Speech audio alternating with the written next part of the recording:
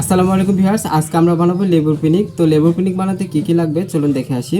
প্রথমে লাগতেছে সাদা লবণ, বিট লবণ, তারপর এটা জিরার গুঁড়া, মরিচের গুঁড়া, ধনিয়ার গুঁড়া, চিনি এবং শুকনো লঙ্কা। প্রথমে লেবুগুলোকে স্নান করানোর জন্য এক হাঁটু পানির মধ্যে নামিয়ে দিলাম। গুড়াগাড়া বাচ্চাদের মতো কলকলে কেমন করে খেলা করতেছে আর গোসল দিচ্ছে দেখেন। লেবুগুলোকে আচ্ছা মতো খোসা মাজা করে গোসল করে উঠিয়ে নিলাম। লেবুর পিনিক বানাতে যে যে ইনগ্রেডিয়েন্টস লাগতেছে তাদের সঙ্গে তো আপনাদের আগে পরিচয় করে দিয়েছি, আবারও একটু দেখিয়ে দিলাম। আর এইদিকে আমার ভাতিজি আফসানা লেবু ছিলতে বসে পড়েছে, কারণ তার নাকি আর লেবুর পিনিক খাওয়ার জন্য তর্স হয়েছে না। লেবুর খোসাগুলো খুব সুন্দর করে ছাড়িয়ে নিতে হবে। লেবুর গায়ে যেন সাদা অংশ না লেগে থাকে, সাদা অংশ লেগে থাকলে খাওয়ার সময় তিতো লাগতে পারে। আমার ভাতিজি খুব যত্নের সাথে লেবুর খোসাগুলো ছাড়িয়ে নিল। এরপর বের করে নিচ্ছে কয়েকটি টুথপিক, কারণ আমরা টুথপিক দিয়ে ললিপপ শেপের লেবুর পিনিক বানাবো। এরপর টুথপিক গুলো বের করে আফসানা লেবুর বডিতে একটা একটা করে কাটা ফুটছিল। আমার তো এভাবে দেখেই লোভ হচ্ছিল যে কখন রেডি হবে আর প্লেটটা নিয়ে দৌড় দিয়ে পালায়ে সবগুলো একা একা খেয়ে নেব। লেবুর পিনিক রেডি না হতে এভাবে দেখেই তো আমার মুখের মধ্যে একদম সমুদ্র হয়ে যাচ্ছে।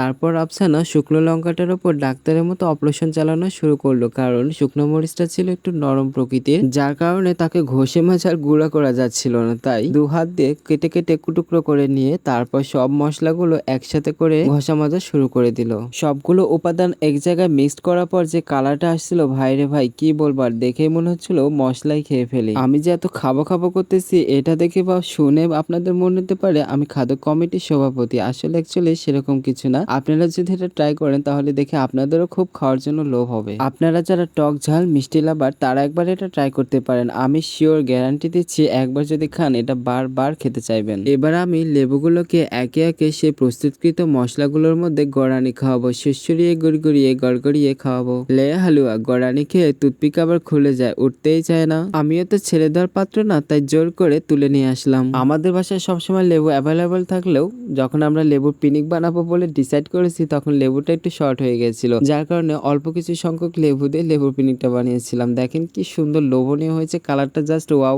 ওয়াও, একদম দেখেই খেতে মন চাচ্ছে আমার, একদম জিভে জল চলে আসছে এখন এডিট করার সময়ও। প্রথম বাইট দিতেই মুখের মধ্যে লেবুর রস এত সুন্দর ব্লাস্ট করেছে, মুখের মধ্যে একদম সমুদ্র হয়ে গেছে। আগে থেকেই তো আমার মুখের মধ্যে সমুদ্র তৈরি হয়েছিল, এত পরিমাণে রসালো আর এত পরিমাণে কি বলবো, আর কিছু বলবো না। যারা এখনো এটা ট্রাই করেনি তারা অসাধারণ টেস্টে একটা খাবার মিস করেছেন। আমি তো অনেকদিন হলো বানাবো বানাবো করতে করতে আজকে বানিয়ে ফেললাম, আর খেয়ে এটা তো একদম প্রেমে পড়ে গেলাম। আমার খাওয়ার এক্সপ্রেশন দেখে হয়তো বা বুঝতেই পারতেছেন যেটা কি লেভেলের টেস্টি হয়েছে। আমার খাওয়াটা দেখে আশেপাশে যারা ছিল তারা বলতেছে এবার ক্যামেরাটা অফ করেন আমরাও একটু খাই। আমার ভাতিজি তো আমার কাছ থেকে ছো মেরে কেড়ে নিয়ে খাওয়া শুরু করে দিয়েছে, এদিকে গুড়াগাড়া ওরাও খাওয়া শুরু করে দিয়েছে। আমি তো এটা আবার ট্রাই করবো, আপনারা কিন্তু ট্রাই করে দেখবেন, এটা প্রেমে পড়ে যাবেন একদম।